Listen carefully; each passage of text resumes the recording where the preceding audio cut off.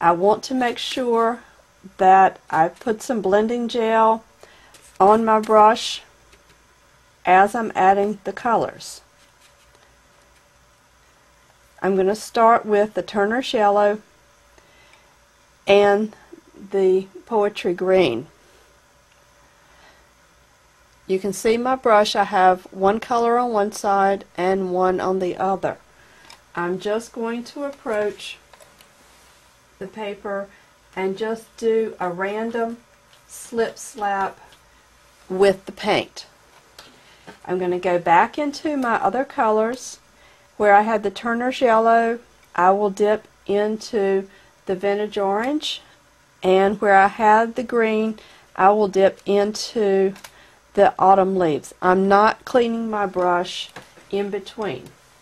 I'm just dipping and just randomly slapping. I'm also going back in occasionally and dipping into the blending gel just so that I make sure the palette stays moist underneath until I get ready to do the petals with the rose white.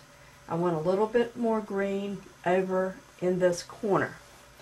Okay, I'm finished with this brush. This was a 1-inch flat plaid 1-stroke brush.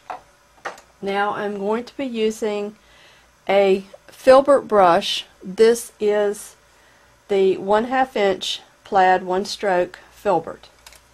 I'm going to moisten it a little bit and then dry it on a paper towel some. Now, first I'm dipping it into the blending gel, then I'm dipping it directly into my rose white. So it is fully loaded here with just the rose white. But as you can see, as I go to make my petals, it will pull in the colors from underneath. I'm starting flat and pulling up to chisel as I come to the middle of the flower. Flat, pull to chisel. You can make either 4 or 5 petal flowers. This looks a little open. I may add another petal. I'm going to overlap my flowers, pull down. You can come from outside the circle of paint. It doesn't matter. It's better not to seem too boxed in. Pull, turn, and lift. Pull, turn, lift to chisel. Pull, turn, lift to chisel. We're coming into another flower here. I'm overlapping the last flower that I did. There. I think I like these better with 5 petals. They seem a little fuller. These are not particular flowers. These are fantasy flowers just for decoration.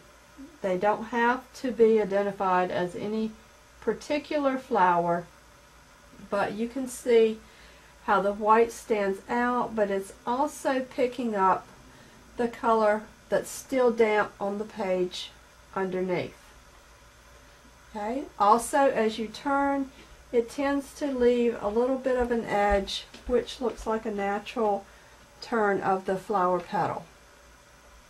Pull, turn, lift. Pull, turn, lift. Pull, turn, lift. That one's looking a little bit too symmetrical.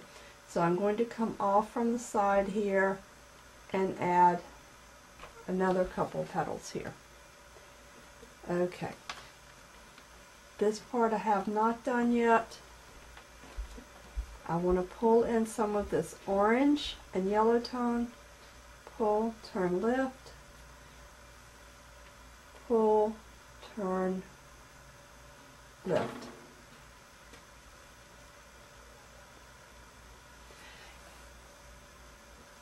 We may not quite finish all of this section here, but you can get the idea of how I'm pulling these flowers in. Pull, turn. You can also pull and turn this way. Whatever is more comfortable to you. If you're left-handed, right-handed, find the direction it feels more comfortable to you to pull. And you can see the flowers are starting to come together here. I still have a little bit more here. I would like to cover up a little bit more of the color. You'll notice when you load your brush, you're going to have paint on each side. As you're pulling in, you're really only using paint from one side of the brush. Just turn it, use up the paint on the other side. You can see our flowers are getting a little full. Now for the centers, very simple. You can either use a 1/4 inch dauber. You could use a Q-tip. You can use the handle of your brush. I'm not sure exactly right now where my daubers are. I know I bought some recently, but I couldn't tell you where they are. Okay, what I'm going to do is look for a brush that has a flat end, sort of roundish flat end. Dip that end into my green paint and simply daub on. Willow's helping me here. Okay, dip, tap, dip, tap. You may need to tap a little bit more. You can go back and do it again. I usually dip the brush each time I'm going to put a center on a flower. It just freshens it up, and that way you don't come up with just a half a circle. This paint's a little thick. It's kind of old. You can try different colors. Try an orange one if you think that would look better. It all depends. That was a little bit thick there. On how you want the centers to look. I think after all I like the green better. Dip, tap. That one's, let's see, it's leaving a little bit of a hole in the middle. So dip, tap again, dip, tap again. And those are my flowers. Okay, that's it for this lesson.